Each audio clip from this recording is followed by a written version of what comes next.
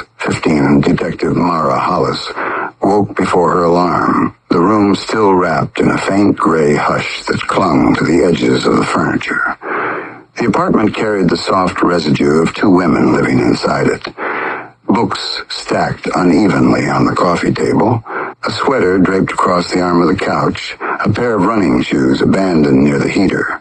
The air held the faint warmth of last night's candle, its wick bent, wax hardened in smooth folds around the glass. Hollis stretched once beneath the blankets, then slid her legs over the side of the bed with a deliberate calm that matched the rhythm of her mornings. Her partner, still half asleep beneath a tangle of sheets, shifted only slightly, murmuring something quiet and affectionate before turning toward the window. Hollis brushed her fingertips against the woman's shoulder in a gesture so familiar it barely registered. She stood and moved toward the kitchen, flicking on a single light that cast a warm, amber pool across the counter. The apartment looked lived in because it was scuffed floorboards, mismatched mugs drying near the sink, a single photograph of the two of them taped to the refrigerator door where the corners curled slightly. She reached for the kettle, filled it, and set it on the burner. The sound of heating metal blended with the low hum of the refrigerator, a quiet duet that signaled the start of another workday. While the water began to warm, she cracked 2 eggs into a pan, letting them settle into a lazy sizzle while she leaned her hip against the counter, eyes soft with thoughts. The aroma drifted through the kitchen, mingling with the faint scent of coffee grounds she'd left open the night before. Her partner appeared a few minutes later, hair loose, robe slung carelessly across her shoulders.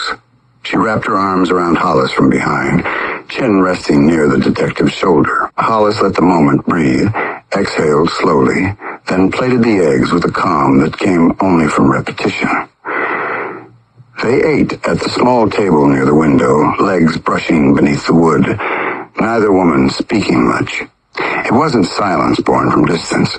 It was comfort, the kind built over years rather than weeks. The city outside stretched itself awake in muted tones, traffic rolling in sluggish waves, a dog barking in the alley, the faint hum of early commuters drifting upward. When breakfast ended, Hollis stood, pressed a brief kiss to her partner's temple, and made a soft promise to be home before midnight. Whether she could keep it was another matter entirely. Her running clothes waited near the door, a tight weave of fabric still holding the coolness of the room. She dressed quickly, tying her hair back, slipping her phone into an armband, lacing her shoes with quick, practiced loops. She stepped outside into the sharp morning air, the chill hitting her skin with a sting that woke her deeper than the coffee cooling on the counter behind her.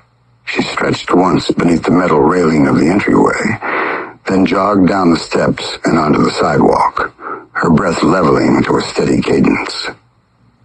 The neighborhood looked harmless at first glance, each house pressed shoulder to shoulder, yards trimmed, curtains drawn. But Hollis knew better. Every block had its own quiet battles. Every alley carried echoes of something someone wanted to forget. Still, she ran with a measured confidence, her stride sure, her breathing even. The pavement carried her in a smooth path past familiar fences, street lamps, parked cars beaded with dew, the occasional kitchen light flicking on as early risers moved behind curtains. She didn't notice the black SUV parked half a block behind her. She didn't feel the weight of the eyes tracking her pace. She didn't hear the faint whir of a camera shutter soft enough to disappear beneath the morning traffic. She ran with the easy rhythm of someone who believed the day belonged to her. Across the street, the hitman watched through a windshield fogged at the corners. His posture remained still, grounded. The kind of stillness that felt deliberate rather than natural. He had been there since before dawn, engine off, coat zipped, camera balanced against his knee. The lens captured Hollis at the crest of the block as she settled into her pace, breath visible in faint clouds that drifted behind her. He didn't blink as he watched her, didn't fidget, didn't speak. He lifted the camera, adjusted the focus, and pressed the shutter again. The click felt quiet, almost reverent, as if he were recording something sacred instead of marking a target. He zoomed in on her face, studying the concentration etched into her expression, the controlled lines of her jaw, the subtle precision in her stride. She ran like someone who didn't doubt her own strength. He noted the time, logged it mentally with the cold precision of a man who built his life around schedules carved from shadows and patience. She always ran before work. She always took the same route. She always looped back around the eastern corner before cutting down toward the small park 2 blocks away. A predictable path carved by habit and comfort. The hitman set the camera against his thigh again and stared at the image still glowing on the screen. His thumb tapped once against the back of the device, not out of indecision, but something quieter, something twisted in its own direction. His gaze locked onto her face as the screen dimmed. He didn't move. He didn't breathe deeper. He simply watched her disappear around the bend. Tomorrow, he thought, same time, same path. He would be waiting. The hitman's apartment sat on the top floor of a building that looked abandoned even in daylight. Its brickwork chipped, its windows clouded, its fire escape hanging at an angle that suggested the city had forgotten its existence. The hallway smelled of old paint and dust baked into the drywall, the bulb overhead flickering with the tired pulse of a place that had long stopped caring who walked through it. He unlocked his door without haste, entering the dim interior where the curtains remained drawn day and night. The air cool and stale like a storage space sealed too long. He shut the door behind him, slid the bolt, and paused, letting the room settle into silence again. It always held a certain quiet, one so complete it felt engineered rather than circumstantial. No clutter, no misplaced objects, no photographs on the wall except the ones he brought in and took out each day. The floorboards looked almost untouched, free from scuffs or scattered footprints. The apartment wasn't lived in. It was used, a station rather than a home, shaped entirely by purpose. He crossed to the small table near the window where the morning light filtered through a narrow gap in the curtains, illuminating a single sheet of dark wood. He set the camera down, removed his coat, and draped it over the back of the chair with a careful precision. His hands lingered near the camera for a moment before he powered it on and scrolled through the captured shots. Each image of Hollis appeared in crisp detail. Her stride, her breathing pattern, the way her hair shifted against the cold. The faint determination etched into her brow. He leaned closer, elbows braced against the table, the faint hum of the camera screen flickering across his features. He studied her expression like a man reading a map that led somewhere only he understood. He zoomed in on her face, the image sharpened. Her gaze angled slightly downward, concentration carved into the lines beneath her eyes. The faint sheen of sweat along her temple caught the light in the photograph, something small yet strangely intimate in its simplicity. His jaw tightened, not with anger, but with something far harder to name, a force that coiled low and steady behind his breath. He tapped the edge of the camera once, then again, slow, rhythmic, thoughtful. He lifted the camera closer, holding it at an angle that let him take in the curve of her cheek, the slight tension in her jaw, the determined set of her mouth as she ran through the cold morning air. He took his free hand and let his pants fall to the ground. He licked his lips and spit into his free hand. "Can you tell me why this cup of coffee tastes like ball sack?" Tyler asked as Hollis entered the squad room, holding his mug at arm's length in case it tried to fight back. Ortiz, buried in an uneven stack of case folders, didn't lift his eyes. How do you asterisk, know what ball sack tastes like? He said, voice flat, expression unmoved. Tyler's face tightened in confusion, then panic. Shut up, I don't know, he muttered. Immediately realizing the problem with that answer, Hollis slid into her chair with a small breath of resignation. You'd be amazed how often people incriminate themselves before 8 a.m., she said while opening her laptop. That coffee tastes like a dare gone wrong, she said around a mouthful. It tastes like regret, Tyler replied, nudging the mug away with one finger, as if afraid it might sprout limbs. Ortiz raised the muffin in his hand. This is why I stick to solids. Safe, predictable, digestible. Hollis eyed the muffin. That thing looks older than this building. Ortiz nodded as though it were a point of pride. Tyler leaned back in his chair. The coffee machine is cursed. I swear it's brewing with water siphoned out of a janitor's mop bucket. Dana held a muffin, pointing. You could just stop drinking it, Tyler gasped. And surrender? Absolutely not. The morning's banter settled across the room like a thin protective shell until Tyler, unable to let anything rest, leaned toward Ortiz and lowered his voice. Did you see Drexler yesterday? I swear he turned a color I didn't think human blood could produce. Ortiz nodded sagely. He went that shade you get when you microwave spaghetti in a plastic container, and the stain becomes a permanent feature. Dana groaned. Why do you know that color? Domestic trauma, Ortiz replied. Dietary malpractice, Tyler added. Before either man could continue, a voice appeared behind them, sharp as a snapped branch. Fascinating comparison. Tyler froze. Ortiz straightened instantly. Hollis lifted her gaze over the rim of her laptop. Captain Drexler stood in the doorway of the briefing room, arms folded behind him, expression carved with precision. Ortiz cleared his throat. Good morning, Captain. Drexler blinked once, a single movement somehow expressing both annoyance and inevitability. Briefing now. The shift in the room happened fast. Papers gathered, chairs scraped, conversations strangled mid-sentence as everyone moved toward the rear. Hollis grabbed her notes and followed, stepping into the briefing room where Drexler waited near the projector with the rigid posture of someone who lived on order alone. He clicked the remote, illuminating the wall with maps, timestamps, and crime scene patterns. His voice carried the firm cadence of a man who expected obedience without requiring volume. The team scribbled details, murmured confirmations, and settled into a rhythm of tense professionalism. Hollis tried to match their focus, but something lodged in her mind had been tugging since she started her morning run.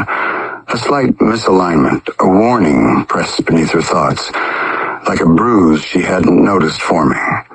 She forced herself toward the projection. Her eyes moved toward the window along the far wall. Outside, across the street, a black SUV sat parked in a position too deliberate to ignore. She had passed it earlier without a second thought. Now its presence held a quiet symmetry that drew her in. The windows were tinted darker than regulations allowed, the angle of the vehicle too precise, the stillness unnerving. The street outside normally pulsed with motion. Cars pulling in and out, people passing by, deliveries arriving. The SUV did not belong to that rhythm. She adjusted her posture and studied it without turning her head, measuring every detail through the narrow slit of space visible between colleagues. No movement inside. No silhouette pressing forward. No engine vibration. Just a waiting shape, anchored with unnatural patience. Drexler continued speaking. Slides shifted. Names climbed and disappeared from the screen. Pens scratched across paper. But Hollis's mind locked onto the SUV with a precision that surpassed instinct. This was recognition, though she couldn't yet articulate what she recognized. She leaned forward a fraction, narrowing her focus as she peered through the glass. A figure inside the SUV shifted. A subtle rise of posture that caught the morning light. Her breath paused. The shape lifted something, slowly, deliberately. without hesitation. A camera, the lens pointed directly at her. A faint, nearly invisible flash flickered across the tinted window. No one else reacted. No one else looked. No one else noticed. But Hollis did, and whoever sat inside that SUV intended her to. Early the next morning, loud moans echoed through the hallway. Hollis lay still for a moment, letting her breath slow into the calm ripple that followed the kind of intimacy shared without hurry or hesitation. Sweat cooled across her skin in faint trails, catching the dim morning light filtering through the blinds. Sloane rested beside her, chest rising with an easy rhythm, her gaze soft as she brushed a hand across Hollis's breast.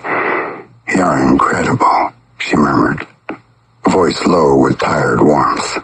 Hollis exhaled a quiet laugh, tilting her head just enough to meet her eyes. "You weren't too bad yourself," she said, her tone dry but affectionate. She sat up, dragging her tangled hair into a loose tie, stretching her back until a mild crack rolled down her spine. Sloane propped herself on an elbow, watching her with that half-awake grin she always wore after nights that started late and ended early. "You heading out?" she asked as Hollis pulled on a shirt from the chair. Hollis nodded, rubbing her thumb along her jaw. "If I don't go for a run now, I'll drag through the entire morning," she replied. "And my boss already thinks I'm avoiding him every chance I get." Sloane snorted, dropping back against the pillow. "If I had your boss, I'd avoid him too." Hollis tossed a balled-up sock at her and headed for the kitchen. The blinds cast streaks of pale gold across the countertops, revealing her badge near the fruit bowl, her holster beside the mail, and, sitting untouched next to the cold coffee pot, her service pistol, clean and ready, but completely forgotten in the quiet shuffle of their morning. She buttered toast while Sloane shuffled in behind her, still half-dressed and still fighting sleep. They ate leaning against opposing counters, exchanging the kind of easy compliments couples exchanged when exhaustion softened their edges. "You look good today," Sloane said through a mouthful of toast. Hollis raised a brow. "I'm sweaty. My hair's a mess, and I haven't even brushed my teeth yet." Sloane shrugged. "Still look good." She smirked despite herself and rinsed her plate. The clock on the oven blinked the time that reminded her she was already running behind. "I'll see you in a bit," she said, grabbing her hoodie. Sloane pointed toward the counter. "Don't forget your—" She cut her off with a dismissive wave. "Later, I'm just going down the trail." The door closed behind her before she could argue. The morning air carried the crisp edge of lingering dawn as Hollis jogged down the complex steps, tightening her drawstrings as she headed toward the trail behind the neighborhood. Dew shimmered across the grass like scattered glass. The woods held a quiet that felt deeper than usual, as though the sunlight was still deciding whether it wanted to wake the world fully or leave it in restless half-light. Hollis settled into her pace quickly. Steps steady, breath even, body warming from the inside out. She slipped into that familiar runner's rhythm, the one that silenced the case files, the arguments, the late-night briefings, the notes scattered across her desk. For a mile, everything felt normal. But the unease crept in slowly, a thin tension sliding beneath her ribcage. She brushed it off at first, chalking it up to leftover fatigue. Yet as she moved deeper into the forested path, her instincts sharpened. She slowed slightly, listening past her own breaths. The rustle of leaves, the chirp of distant birds, the faint hum of awaking neighborhoods. Everything sounded ordinary. Still, her pulse hitched. She scanned behind her. Empty trail. She quickened her pace, hoping the motion would shake the feeling off. Footsteps joined hers. Soft at first, syncing up in a rhythm that didn't belong to her. Hollis paused mid-stride and turned sharply. The path lay bare, sunlight cutting thin slices across the dirt. She exhaled slowly, annoyed with her own nerves, and resumed jogging. But the footsteps returned almost immediately, faster now, closing distance with the precision of someone who knew how to approach without hesitation. Hollis stopped again, turning so quickly, her ponytail whipped her shoulder. Nothing. This time the quiet felt wrong, too weighted, too deliberate. A single step cracked through the underbrush. She spun. A man emerged from the tree line several yards behind her. Tall, shoulders squared beneath a dark jacket. Eyes locked onto her like he had been waiting for this precise instant. His stride didn't rush, didn't falter, just carried forward with unsettling purpose.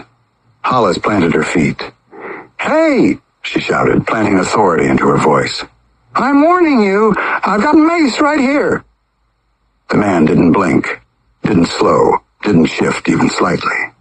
He dropped his hand to his hip and pulled free a broad Bowie knife, the long blade gleaming in the thin cut of early sunlight. Everything in Hollis snapped into motion. She bolted forward, heart hammering, breath ripping through her chest in sharp gasps. The trail blurred under her feet as she veered toward the break in the fence ahead. Her shoes pounded the dirt in desperate, explosive strides, each footfall echoing the frantic drum of her pulse. She risked a glance back.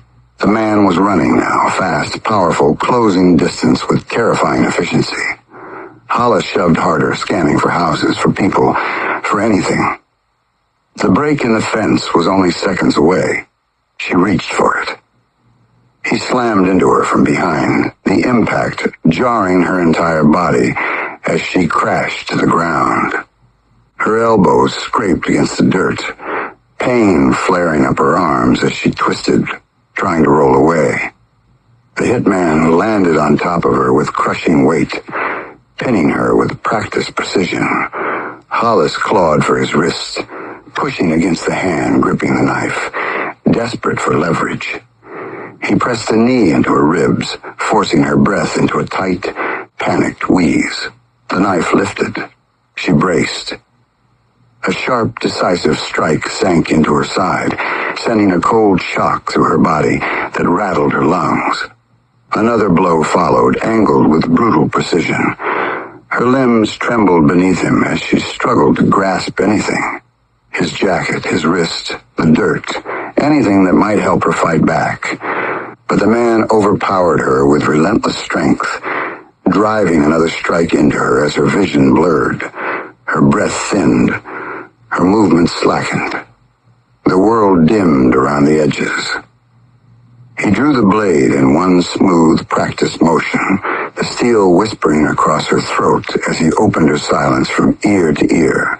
She sagged against him, breath fluttering out in a thin, shocked gasp.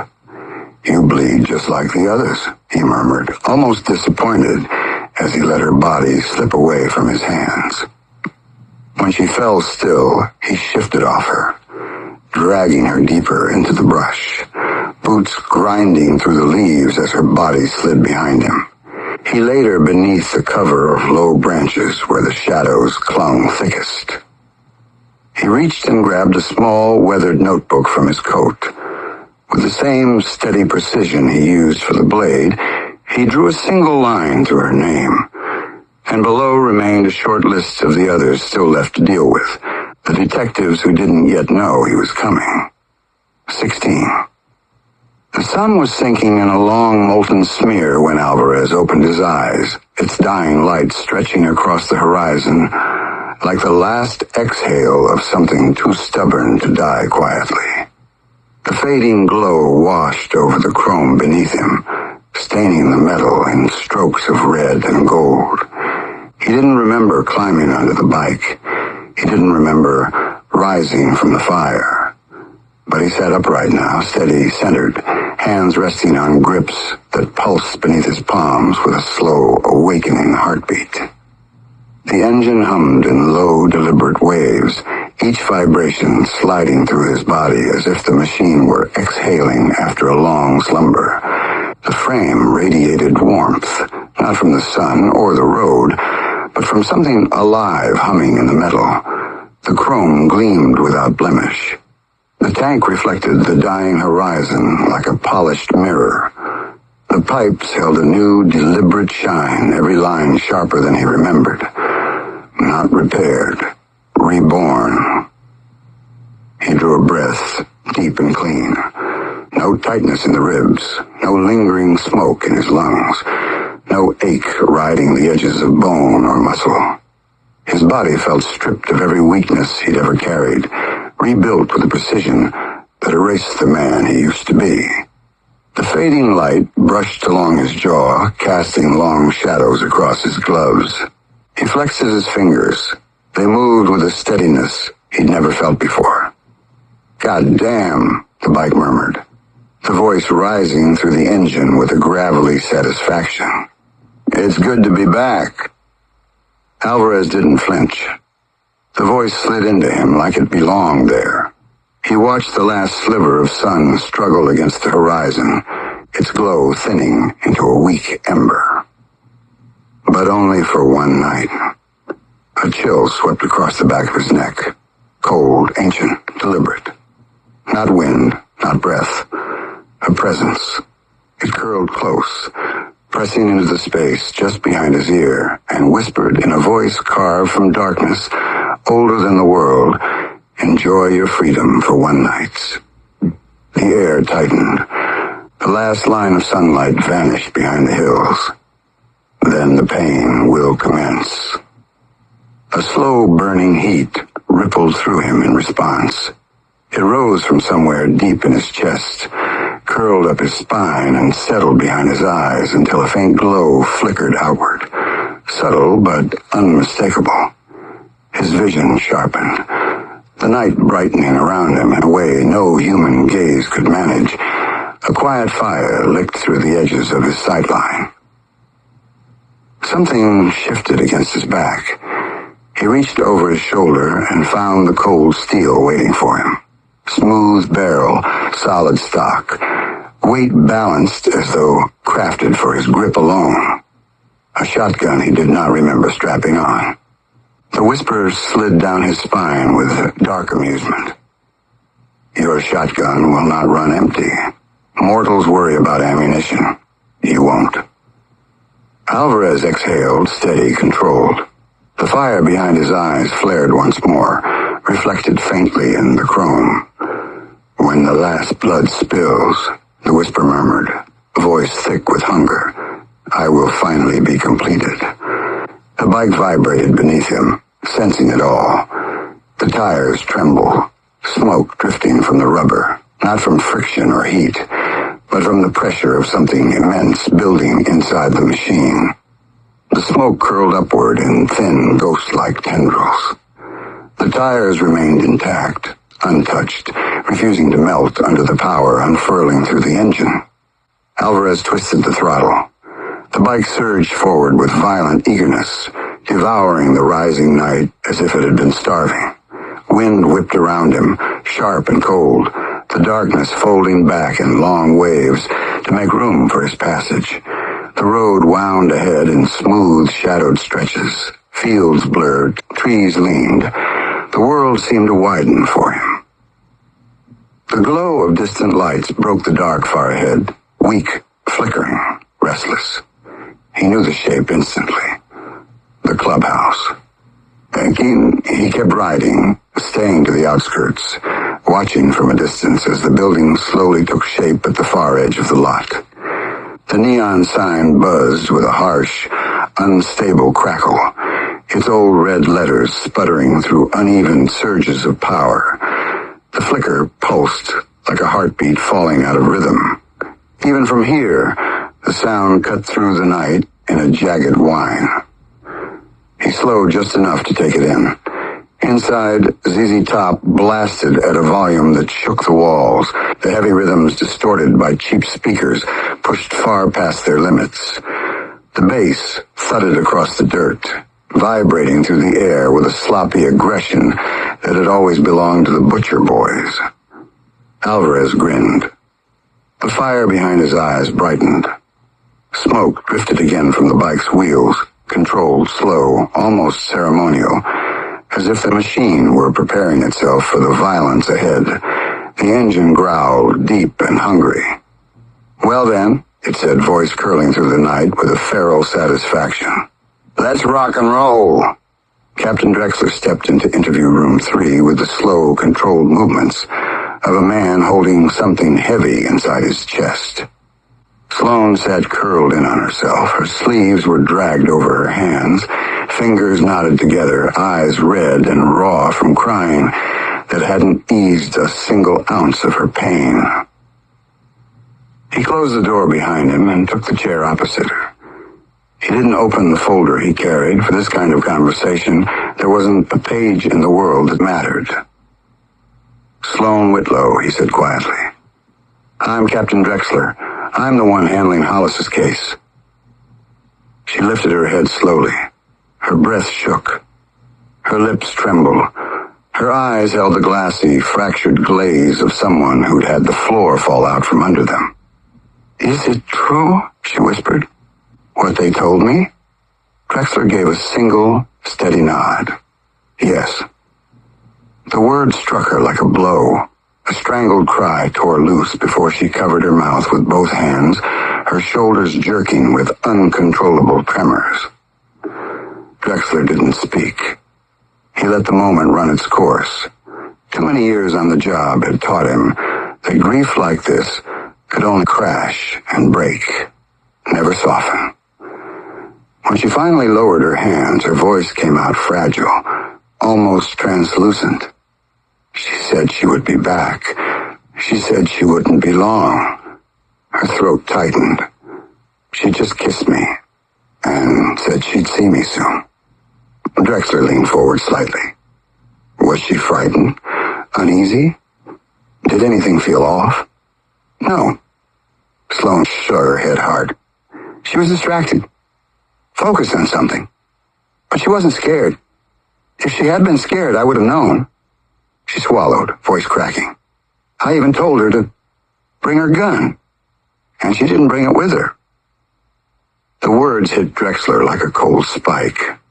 Hollis not carrying her firearm was more than strange. It was deliberate, intentional, dangerous.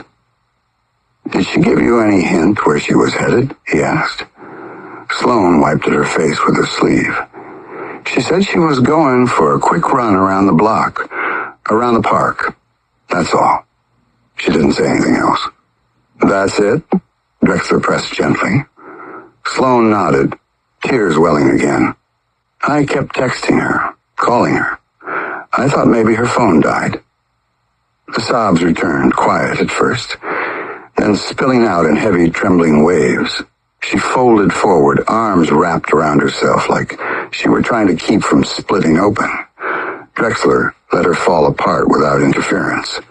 There was no lie in that kind of collapse, no manipulation. Just someone being gutted by loss. When she finally lifted her head, her voice was a thin, broken whisper. She didn't deserve this. No, Drexler said softly. She didn't. He stood and signaled to the officer waiting outside. She's done. Take her home. Don't leave her alone tonight. As Sloane was guided out of the room, her quiet sobs echoing down the hallway, Drexler remained still. The empty chair across from him seemed to hold the shape of her grief lingering in the air long after she'd left. He picked up the folder, tucking it beneath his arm, and stepped into the hallway. A prickle crawled across the back of his neck. Instinct. The old kind that whispered when something was off. He moved toward the squad room and stopped beside the tall window overlooking the parking lot. Something in the corner of his vision shifted. Drexler leaned closer, squinting through the glass. A man stood beside a dark sedan parked 2 rows back, hat pulled low, shoulders squared. A camera gripped in both hands, the lens angled up toward the building.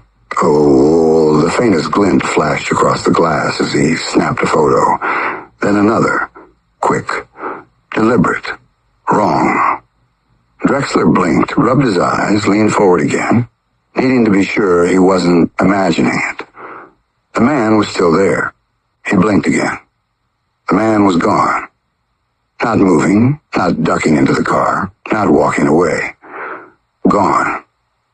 Rain hammered the old service road with a force that turned the world into a shifting curtain of silver and black, the storm flattening the treetops and drowning the night in constant motion as Alvarez guided the bike off the broken highway and rolled silently along the narrow path leading toward the Butcher Boys' clubhouse. Water streamed off his jacket in thin rivulets, each drop thrown sideways by the wind's violent push. The air tasted like metal, the kind of sharp electric charge that always came before something catastrophic. He killed the engine on the ridge above the compound and let the storm swallow the quiet that followed. The clubhouse crouched below like a wounded animal, low roofline sagging, dim lights flickering beneath warped window frames, old boards groaning under the weight of the wind. Mud clung to his boots when he stepped off the bike, sucking at the soles with a wet pull that felt almost alive. He scanned the tree line with the steady patience of someone who'd learned to trust silence more than sight, but nothing stirred beyond the restless sway of branches. A faint rustle off his right broke through the storm's thick drumming.